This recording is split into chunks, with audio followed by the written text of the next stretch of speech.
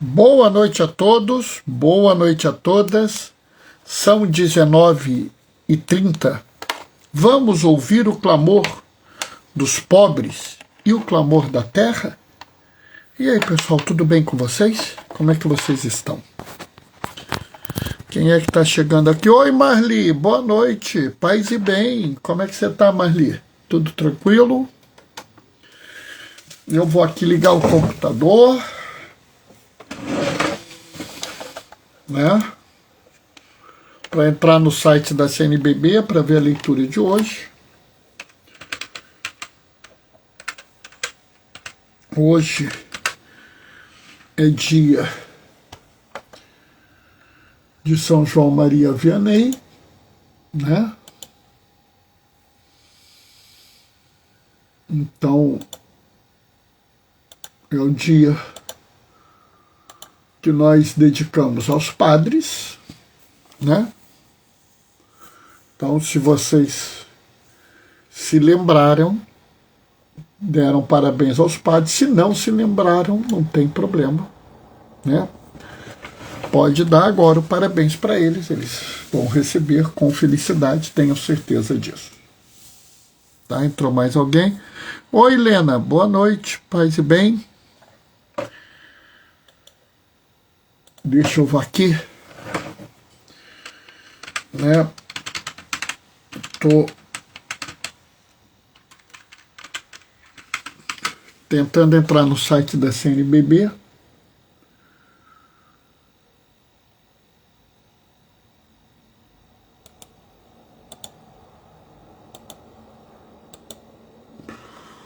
Tá um pouquinho lento, mas tá entrando.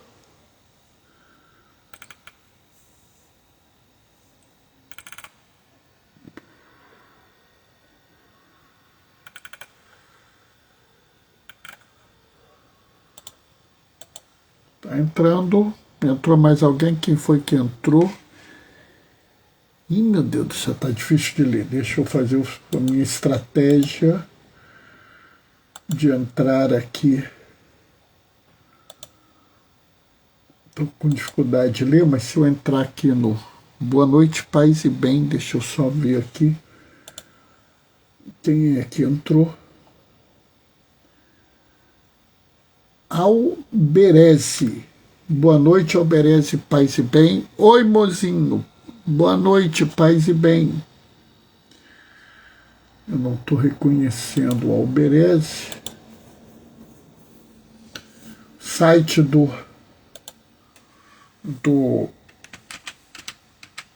da CNBB já entrou, né?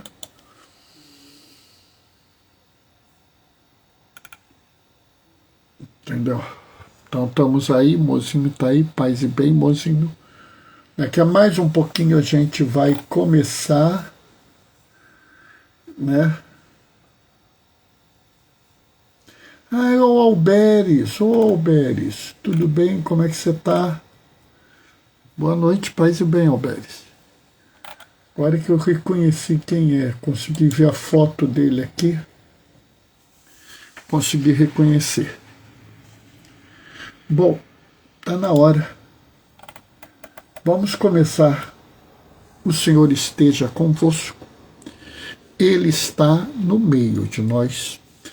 Proclamação do Evangelho de Jesus Cristo, segundo Mateus. Naquele tempo, quando soube da morte de João Batista, Jesus partiu e foi de barco para um lugar deserto e afastado. Mas quando as multidões souberam disso, saíram das cidades e o seguiram a pé. Ao sair do barco, Jesus viu uma grande multidão e encheu-se de compaixão por eles. E os curou os que estavam doentes. Ao entardecer, os discípulos aproximaram-se de Jesus e disseram: Este lugar é deserto, e a hora já está adiantada. Despede as multidões para que possam ir aos povoados comprar comida. Jesus, porém, lhes disse: eles não precisam ir embora. Dai-lhes vós mesmos de comer. Os discípulos responderam: só temos aqui 5 pães e 2 peixes. Jesus disse: trazei-os aqui. Jesus mandou que as multidões se sentassem na grama. Então pegou 5 pães e 2 peixes, ergueu os olhos para o céu, pronunciou a bênção. Em seguida partiu o pão e deu aos discípulos. Os discípulos distribuíram às multidões. Todos comeram e ficaram satisfeitos.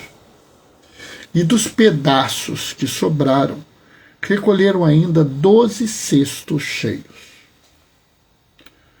E os que haviam comido eram mais ou menos 5.000 homens, sem contar mulheres e crianças. Palavra da salvação. Enquanto eu estava lendo, o Rafael entrou. Rafael, boa noite, paz e bem, querido. E a Gelisa, ô Gelisa, boa noite, paz e bem. Ana Paula, boa noite, paz e bem. Sabe, essa leitura é uma leitura muito interessante. E assim, hoje de manhã eu fiz a celebração da palavra lá na paróquia, né? E a primeira leitura do livro do Números, Moisés se vê numa situação onde o povo está reclamando porque não tem carne para comer. Eles só têm o maná, não tem carne, eles querem comer carne. E Moisés fica extremamente angustiado. E eu fiz uma reflexão. Mas aqui eu quero fazer uma outra reflexão. Tá? Que é parecida, mas não é igual. Primeiro, essa reflexão começa, essa passagem começa assim: quando soube da morte de João Batista. Né? Oi, Gracinha, boa noite, paz e bem. E aqui é importante, porque esse dado, para mim, é um dado que a gente precisa explorar. Por quê? Porque existe um grupo de pessoas hoje que meio que querem fazer parecer que, como eu vou dizer, que Jesus é filho de chocadeira. Querem fazer parecer que Jesus não tem um lado humano. Por quê? Porque eu falo o seguinte: por que Jesus se retirou para um lugar deserto e afastado? Porque ele estava sofrendo. Jesus estava sofrendo, Jesus estava em luto, Jesus estava triste, Jesus estava angustiado. E eu vou dizer para vocês, Jesus estava com medo. Como é que é, Bernardo? Tinha acabado de matar o primo dele. E assim, não se engane, o primo, o seu precursor, o primo aquele que agiu na sua, vamos dizer, preparando o caminho para a chegada do Messias. Era como se houvesse um acordo entre os dois, uma aliança, um plano. Batista, você vai fazendo isso, preparando o povo, que quando eu chegar, as pessoas já vão estar preparadas para mim. A Bernarda até parece, claro, pessoal, claro, ô Sofia, boa noite, paz e bem. Mas isso é óbvio. Eles eram primos. O Batista sabia que ele era o precursor do Messias. Eles vieram para construir a salvação da humanidade. Tudo bem, Jesus é Deus e Batista é um ser humano. Ninguém discute isso. Mas lembre-se que Jesus é um ser humano. Jesus é 100% homem e plenamente Deus. Se você não afirma que Jesus é um ser humano, você nega a estrutura da fé. E como ser humano, Jesus sofre. Jesus tem tristeza. Jesus tem paura, como diriam os italianos, tem medo. Porque ele é o ser humano. Não é à toa que na cruz ele grita, Eli, Eli, lama sabachthani. Meu pai, por que me abandonaste? Porque a angústia de um ser humano. E como ser humano, ele está sofrendo. Como ser humano, ele está triste e enlutado. E como ser humano, ele tem medo. Ô, Diane, boa noite, paz e bem. Então, Jesus se afasta para um lugar deserto e afastado porque ele está com medo, ele está triste, está de luto. Ele precisa parar e pensar o que ele vai fazer naquele momento. Ele é Deus, ele é isso, ele é aquilo. Ele não deixou de ser um ser humano. E é muito bonito a gente pensar que nós cremos num Deus que é um ser humano. É muito bonito você pensar que nós cremos em um Deus que sofre, que chora e que tem medo. Porque, pessoal, se ele passou por isso, sendo Deus, você já pensou como ele vai encarar o seu sofrimento, a sua dor, a sua tristeza, o seu luto e o seu medo? Porque de vez em quando eu vejo algumas pessoas ridicularizarem os outros. Fulano deixa de fazer isso porque tem medo de represália. Vê se pode negar a Deus por medo. Bobo é você que fala isso. Porque Jesus sabe o que é medo. E ele que é Deus, que podia chamar um exército de anjos para socorrê-lo, sentiu medo e se afastou.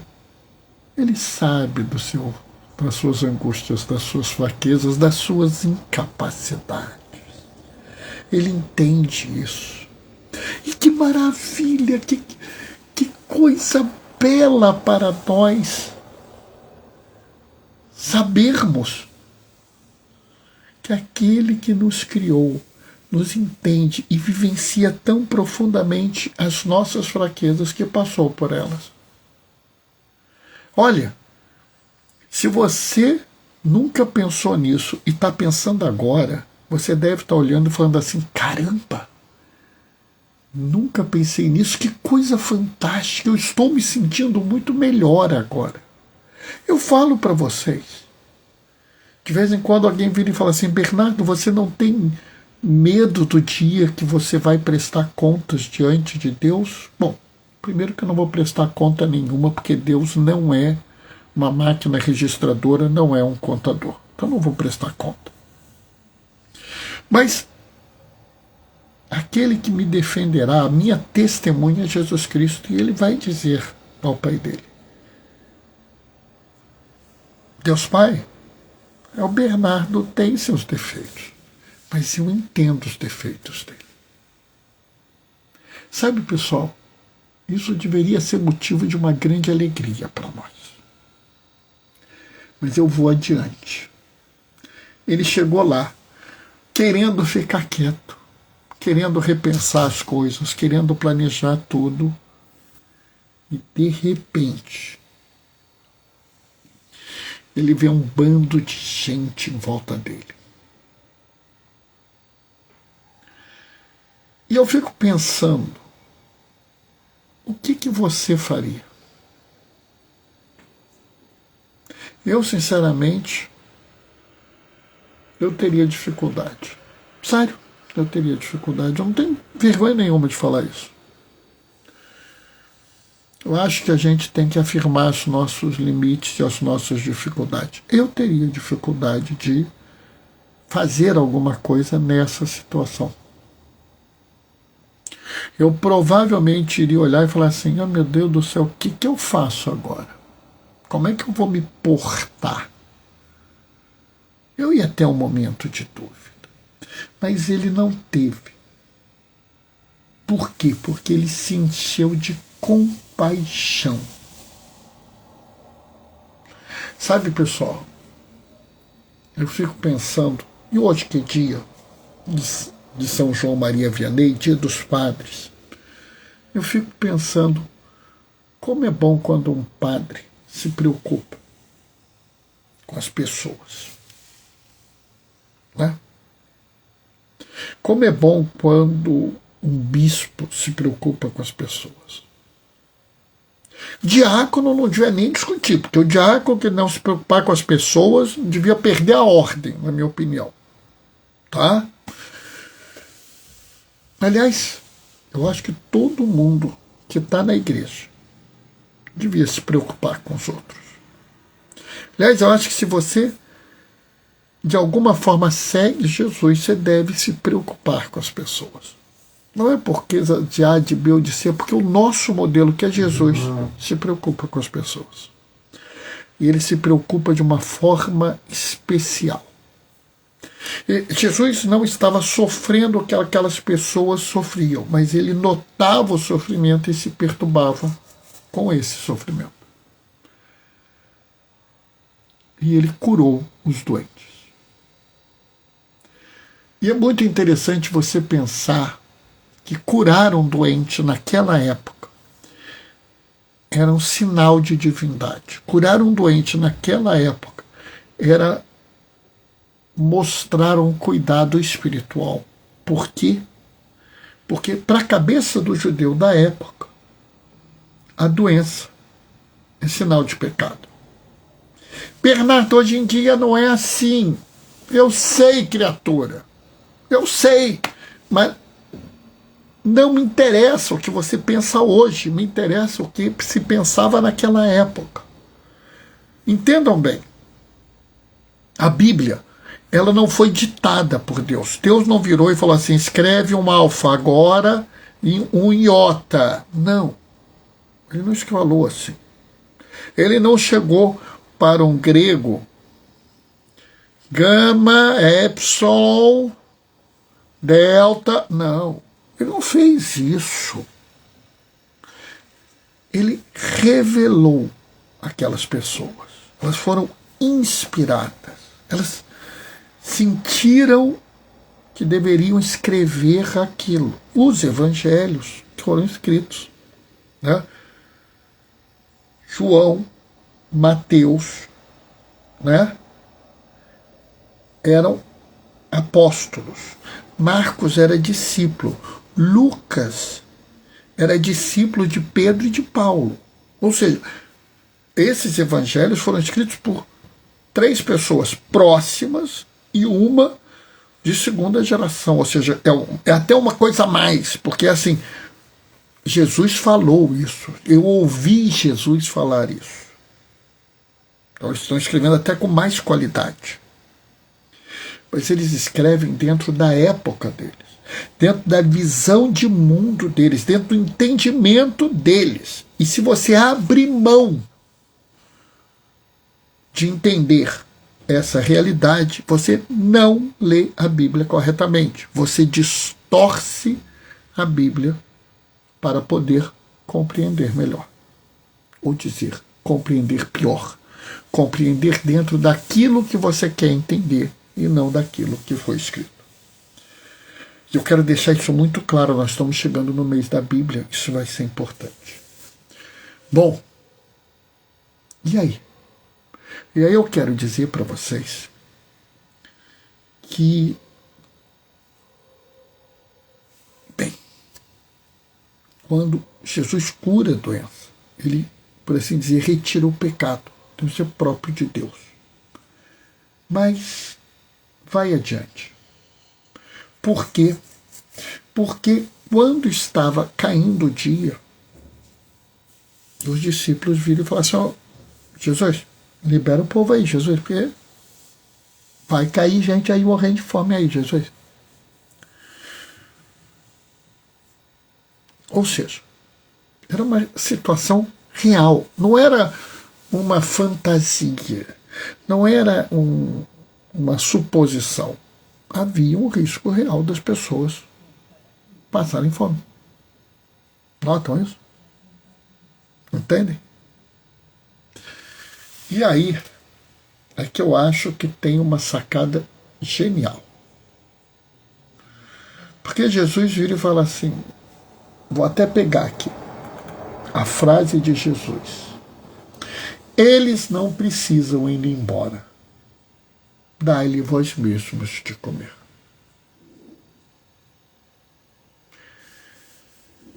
Quantas pessoas nós mandamos embora? Quantos indígenas nós mandamos embora? Quantos pretos, quantos pobres? Quantas mulheres? Quantos migrantes, quantos imigrantes, quantos refugiados nós mandamos embora? Quantos são os membros da comunidade LGBT que nós mandamos embora? Bernardo, eu não mando embora ninguém. Observa, eu estou falando nós, eu não estou falando vocês. Nós, enquanto comunidade de fé, mandamos essas pessoas embora. Nós, enquanto comunidade de fé, mandamos as periferias sociais, as periferias existenciais embora quando fechamos as portas para eles. Quando não os acolhemos, quando não os respeitamos, quando não gostamos deles. Bernardo, mas eu não concordo. Tenha compaixão. Sinta o que essa pessoa está sentindo, sinta a dor, a exclusão. Sinta quantas e quantas vezes essa pessoa foi afastada, quantas vezes essa pessoa foi rejeitada, quantas vezes essa pessoa foi odiada. Pessoal, não sei como é que é na sua cidade, mas aqui no Rio de Janeiro tem grupos que tem um contatozinho no WhatsApp em que você encomenda uma massagem para um mendigo. E a massagem que o pessoal vai lá com pau e dá porrada no mendigo, tenta matar o mendigo. Nós deveríamos ficar absolutamente escandalizados. Se os nossos irmãos que estão na rua correm esse tipo de risco, não deveriam as igrejas abrir as suas portas para que eles, à noite, dormissem nas igrejas para ficar protegidos? Não deveríamos nós cobrar que as prefeituras ocupassem prédios abandonados e colocassem essas pessoas lá para que elas ficassem protegidas desses malfeitores? Ah, Bernardo, mas eu não tenho nada a ver com isso. Desculpa, você está parecendo um desses discípulos. Senhor, despede o povo aí, porque eles têm que se virar para arrumar comida.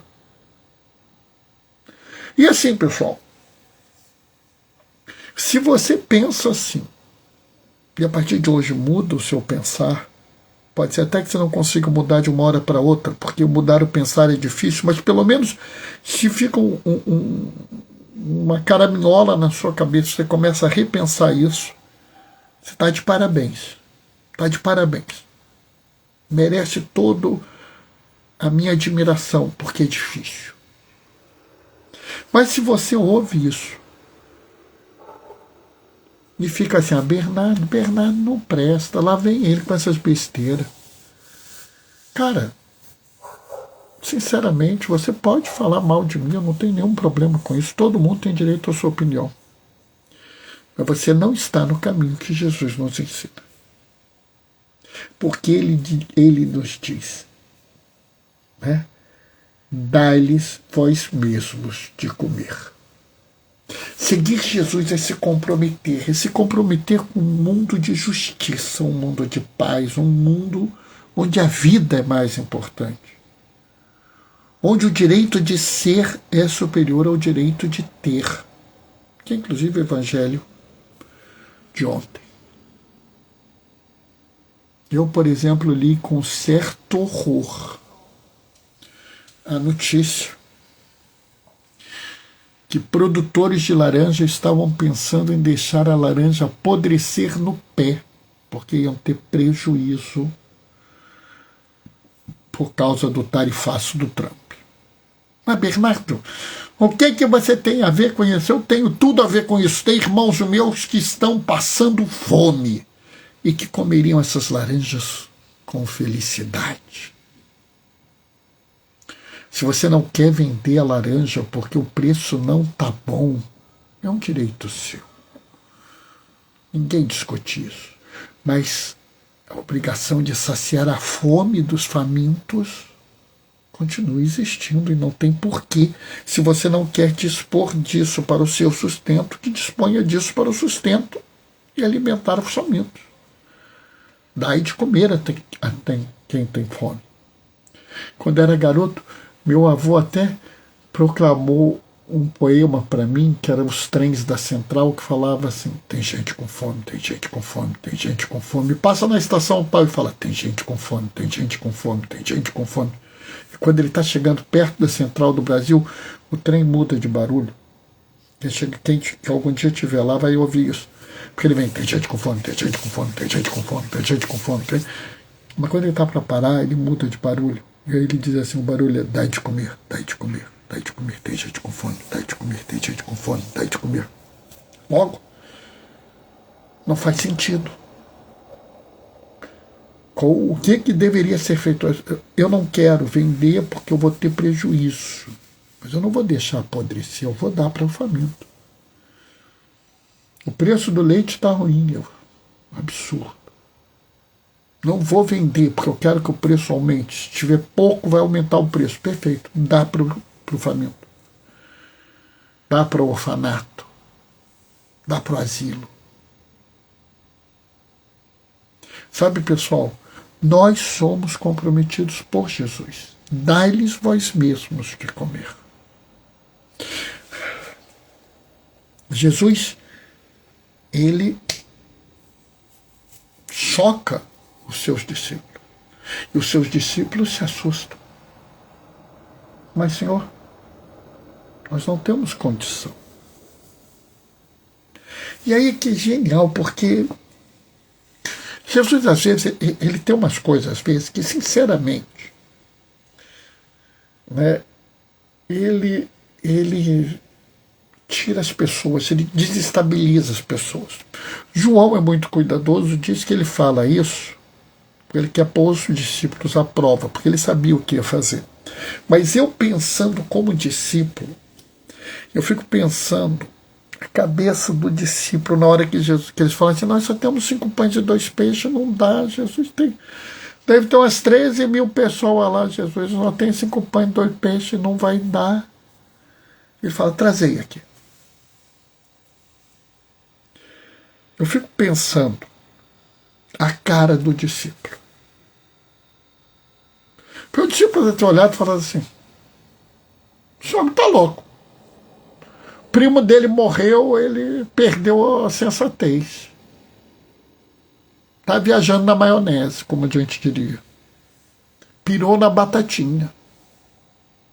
Porque é óbvio que o discípulo, por mais que achasse que Jesus era o Messias, não podia entender que Jesus era Deus. E aqui tem um ponto central. Jesus, sendo Deus, ele podia fazer aparecer pão? Podia. Podia aparecer carne cozida? Podia. Ele podia fazer aparecer uma feijoada daquelas bem gostosas? Bernardo, o judeu da época não conhecia feijoada. Mas tudo bem, ele ia ter que trocar o porco por outra coisa, porque o judeu não comia porco, mas ele podia aparecer um feijão temperado com uma carnezinha, daquelas carnes secas gostosas, né? Ai, meu Deus do céu, deu até água na boca. Podia, não podia? Mas ele não fez isso. Por quê? Porque ele nos comprometeu de novo. Dai-lhe vós mesmos. Eu sei que é difícil, você só tem 5 pães e 2 peixes, se comprometa. Busque, faça a sua parte. Santo Agostinho falava que a graça pressupõe a natureza. A graça de alimentar aquelas 13 mil pessoas. Bernardo, por que você está falando 13? São só 5 mil. Não. São 5 mil homens, sem contar as mulheres e as crianças. Então deveria ter próximo de 5 mil mulheres e mais umas 3 mil crianças. Por isso eu falo 13 mil. Porque para você ver que é absurdo o número. A graça de alimentar 13 mil pessoas numa região erme, deserto. Oi, Cadu, boa noite, paz e bem. A graça de dar de comer a 13 mil pessoas naquela região deserta pressupõe a natureza dos discípulos de disponibilizar o pouco que tinham. Boa noite, paz e bem, paizão. Boa noite, Cadu, de novo. Ou seja, a graça pressupõe a natureza. Quando Jesus faz isso, é porque ele quer depender da gente. Ele quer dizer que a multiplicação dos pães precisa de um esforço humano. E aqui, eu sei que eu já estou falando muito tempo, não sei nem que horas são, mas sei que estou falando muito tempo, mas vamos pensar uma coisa. Quando foi a multiplicação dos pães? Foi durante a Páscoa. Como é que você sabe disso, Bernardo? Porque Mateus disse que eles sentaram na grama. E a grama naquela região só existe na época da Páscoa. Quais são os gestos? Ele pegou os alimentos, pronunciou a bênção, olhou para o céu, pronunciou a bênção, partiu e distribuiu. O que Jesus faz na última ceia? A última ceia foi quando? Foi na Páscoa. Ele pegou o pão, olhou para o céu, pronunciou a bênção, porque ele estava na Páscoa judaica, partiu e deu. É conhecido, eu já falei várias vezes, que o gesto da multiplicação dos pães é o gesto da comunhão. É o mesmo gesto. Se você realmente deseja receber a comunhão, você não pode negar o pão do irmão que precisa. É por isso que São João Crisóstomo dizia: se não encontras Jesus no mendigo na porta da tua igreja, tu não irás achá-lo na comunhão. E é por isso que São João Maria Vianney tem um livro que fala sobre a importância da esmola. Bernardo, eu nunca vi isso. Eu só vi que ele disse que o sacerdote é o coração de Deus no mundo. Eu sei, mas esse livro ninguém quer falar para você. Por quê? Porque quer que você tenha uma meia fé, não quer que você tenha uma fé integral. E eu sou chato, quero que você tenha uma fé integral. E aqui eu quero dizer que não existe uma real comunhão com Deus se não existe uma preocupação com os irmãos e irmãs que precisam de nós. Jesus nos comprometeu. Não me ouçam, não me sigam, sigam Jesus. Ouçam Jesus, que disse a vocês: dai-lhe vós mesmos de comer. Ele nos comprometeu. E nós temos que assumir esse compromisso. Amém? Vamos ver a hora. 8h05. Eu definitivamente já desisti. A partir de hoje, o horário normal de eu acabar a minha reflexão é 8h05. Tá? Se eu acabar antes disso, eu acabei cedo. Tá? Porque antigamente eu acabava, era gozado, né? Quase sempre acabava às 19h56. Agora eu estou acabando às 8h05, 8h02, 8h06. Diane, amém, mãozinha de oração e coraçãozinho roxo. Opa, obrigado. Muito obrigado, Diane. Bom, essa foi a reflexão de hoje. Amanhã, terça-feira, eu normalmente faço reflexão, mas tem a necessidade do curso de preparação do batismo. E é uma das minhas atividades como diácono. Então amanhã não tem live, tá? Eu vou ver se eu consigo alguma coisa e recomendo a vocês de assistirem, tá?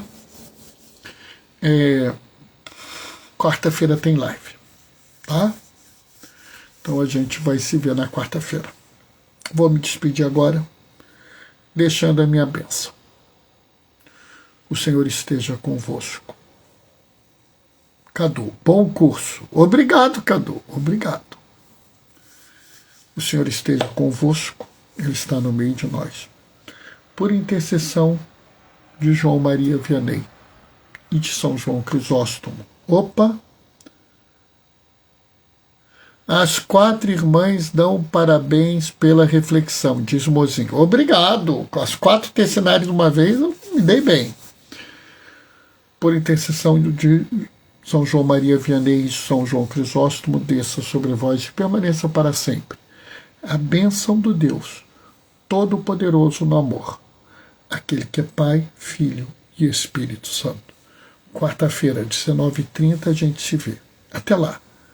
Beijos e bênçãos. Tchau, tchau, pessoal. Tchau, tchau. Até quarta.